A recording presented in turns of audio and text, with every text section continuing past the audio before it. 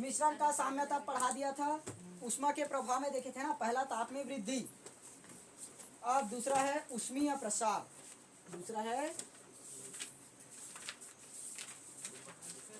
ऊष्मीय प्रसार, ऊष्मीय प्रसार।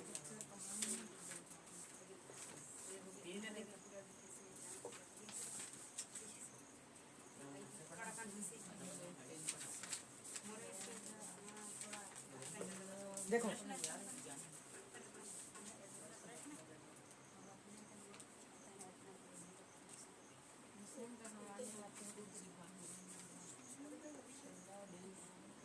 समझो, देखो जब हम लोग क्या करते हैं, एकदम ज़्यादा गर्म पानी है, ठीक, उबलने वाला, एकदम उबल गया है पानी, बहुत ज़्यादा गर्म है, उसको यदि किसी कांच के बोतल में डालोगे तो कांच का बोतल क्या होगा, चटक जाएगा, चटक जाता है ना। क्यों? क्यों? क्योंकि कांच का जो अंदर का भाग है ना, ऊष्मीय प्रसार के कारण क्या हो जाता है, फैल जाता है।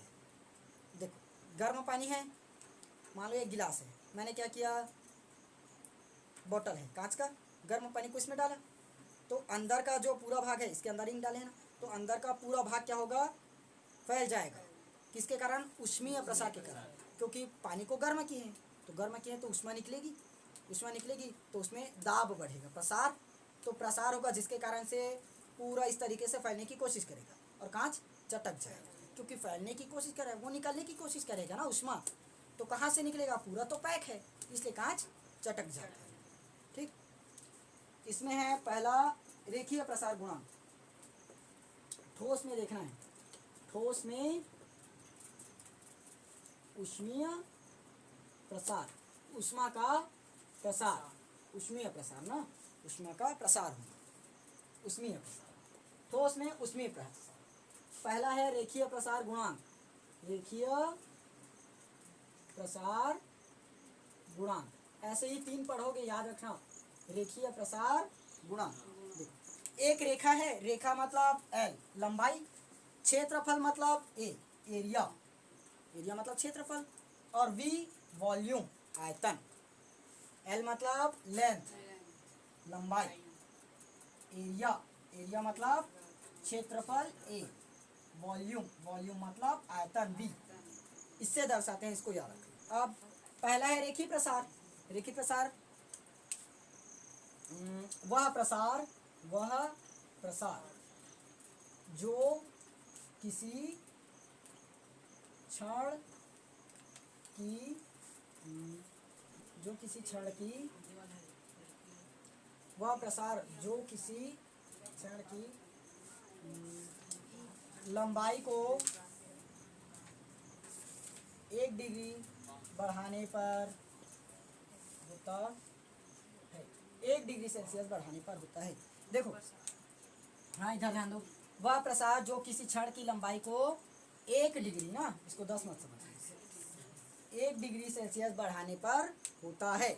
जैसे हमारे पास कोई भी क्षण है, ठीक, हमने क्या किया, उस क्षण को बढ़ा दिया, उस पर ताप देकर, जैसे यहाँ पर समझने की कोशिश करो, मान लो मेरे पास ये एक क्षण है, ठीक, क्षण को मैंने क्या किया, ताप दिया, कितना ताप, 1 degree Celsius, 1 degree, 1 degree Celsius, तो मान लो वो वृद्धि किया यहाँ तक, यहाँ तक वृद्धि किया, तब ये क्या कहलाता है, रेखीय प्रसार गुणांक, उसकी लंबाई में वृद्धि होना, लंबाई में वृद्धि हुआ ना, तो यह है रेखीय प्रसार। 1 डिग्री सेल्सियस बढ़ाने पर लंबाई में वृद्धि किया जाए, वो क्या है हमारा ऊष्मीय प्रसार। अब इसके लिए सूत्र याद रखना, सबके लिए एक ही सूत्र काम आएगा ना। अब 3 प्रकार से पढ़ना है ना इसको, ऊष्मीय प्रसार को 3 प्रकार से पढ़ोगे, पहला रेखीय प्रसार, रेखीय प्रसार, दूसरा क्षेत्रीय प्रसार, और तीसरा आयतन प्रसार, आयतन, आयतन प्रसार। ठीक, इसको दर्शाते हैं अल्फा से, इसको बीटा और इसको गामा, ठीक, अल्फा बीटा और गामा। तो मुझे निकालना है अल्फा, रेखीय प्रसार गुणांक अल्फा, तो यहाँ पर इसका सूत्र है लंबाई में वृद्धि, किस में वृद्धि हुआ है, लंबाई में, क्योंकि यहाँ पर लंबाई ही लिखे ना, तो क्षेत्रफल में, क्षेत्रफल में वृद्धि होगा, और आयतन में वृद्धि। ठीक, लंबाई में वृद्धि लिखे, उसके बाद नीचे में प्रारंभिक लंबाई इंटू करोगे लंबाई में वृद्धि, लंबाई में वृद्धि। ये है हमारा पूरा सूत्र निकालने का। तो रखें अल्फा, देखो लंबाई में वृद्धि, लंबाई में वृद्धि, देखो वृद्धि मतलब परिवर्तन हो गया, शुरुआत था अलग था, उसके बाद क्या हो गया परिवर्तन। परिवर्तन को किससे लेते हैं, डेल से। और किस में परिवर्तन हुआ, लंबाई में, मतलब एल। तो क्या मिला, डेल एल, ये हो गया डेल एल अपॉन प्रारंभिक लंबाई को किससे लिए थे, एल से। प्रारंभिक लंबाई एल से, वो परिवर्तन होकर क्या हुआ, डेल एल। तो प्रारंभिक लंबाई एल इंटू लंबाई में वृद्धि फिर से क्या हुआ, डेल एल। ये निकल गया हमारा रेखीय प्रसार गुणांक। समझ में आ गया। यहाँ से हमें डेल एल का मान निकाल सकते हैं। ठीक, डेल एल का मान भी निकाल सकते हो, नहीं निकालोगे फिर भी सही। अब क्षेत्रीय प्रसार गुणांक बताऊं।